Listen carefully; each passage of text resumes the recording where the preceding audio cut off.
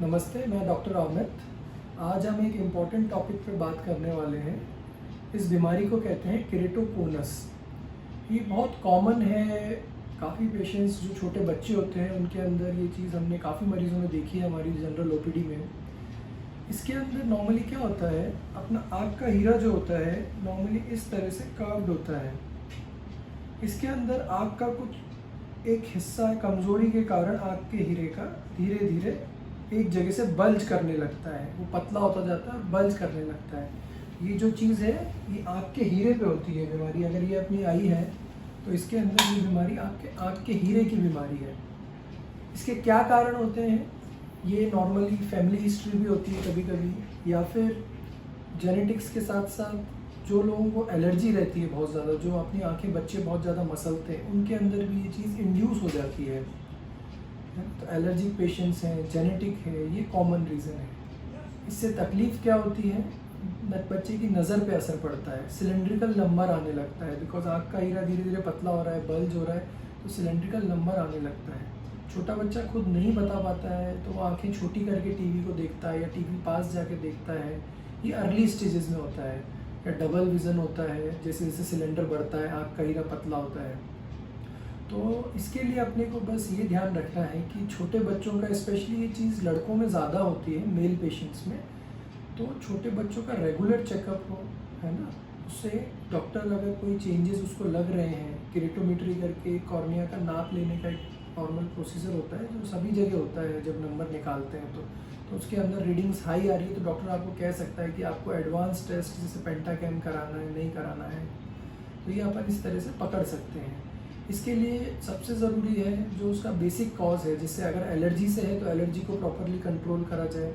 अगर कोई कारण नहीं है और ये जेनेटिक के कारण या हेरिडिटरी के कारण इंड्यूस हुआ है तो इसके अंदर अपने को फर्स्ट ऑफ ऑल सीधा सर्जरी के लिए नहीं जाते हैं। पहले अपन इसमें मॉनिटरिंग करते हैं कि समय के साथ क्या आँख का हीरा पतला हो रहा है। अगर वो पतला हो रहा है तो प्रोग्रेशन कितना फास्ट हो रहा है। नॉर्मली आँख के हीरे की मोटाई अपनी 550 माइक्रोन्स में होती है। इसमें धीरे धीरे पतला होकर 450 400 तक भी जा सकता है, उससे नीचे भी जा सकता है।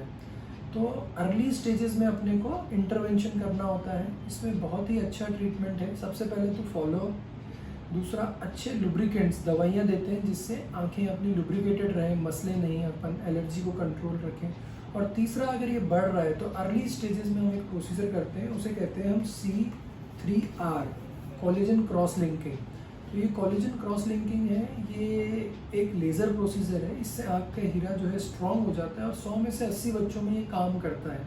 या तो बीमारी बढ़ती नहीं है या फिर अगर बढ़ती है तो उसका प्रोग्रेशन बहुत स्लो हो जाता है।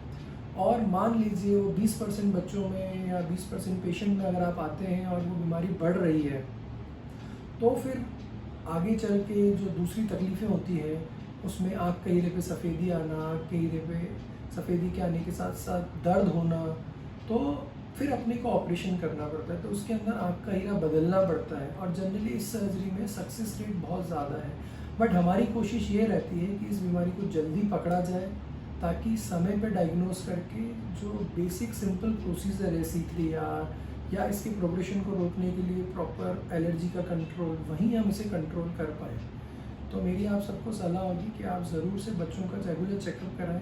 कुछ लोगों को ये बीमारी बहुत लेट पता चलती है, तो नॉर्मली एक अच्छी बात ये होती है कि जो डायबिटिक पेशेंट्स हैं या जिनकी एज 34 साल 32 साल से ज़्यादा हो गई है, वहाँ पे ये बीमारी अपने आप रुक भी जाती है। ऐसा ज़रूरी नहीं है किसी को बीमारी है तो हमेशा ऑपरेशन करना है। और एक ख़ास बात ये है, ऐसे पेशेंट जिनको इस तरह की बीमारी है या वो सस्पेक्ट हैं केरेटोकोनस के, उन लोगों में हम जनरली लेज़र लेसिक प्रोसीजर नहीं करते हैं। या तो हम बिल्कुल नहीं करते हैं, और करते हैं जो लोग सस्पेक्ट हैं या इस तरह की कोई बीमारी है तो हम उसके अंदर एडवांस प्रोसीजर्स होते हैं जिसके अंदर हम C3R के साथ लेज़र प्रोसीजर करते हैं, जिसे PRK बोलते हैं। ठीक है, तो मुझे लगता है मैंने आपके सभी क्वेश्चंस के आंसर दिए हैं। कुछ आपका क्वेश्चन हो तो आप प्लीज़ ज़रूर पोस्ट कीजिएगा। Thank you.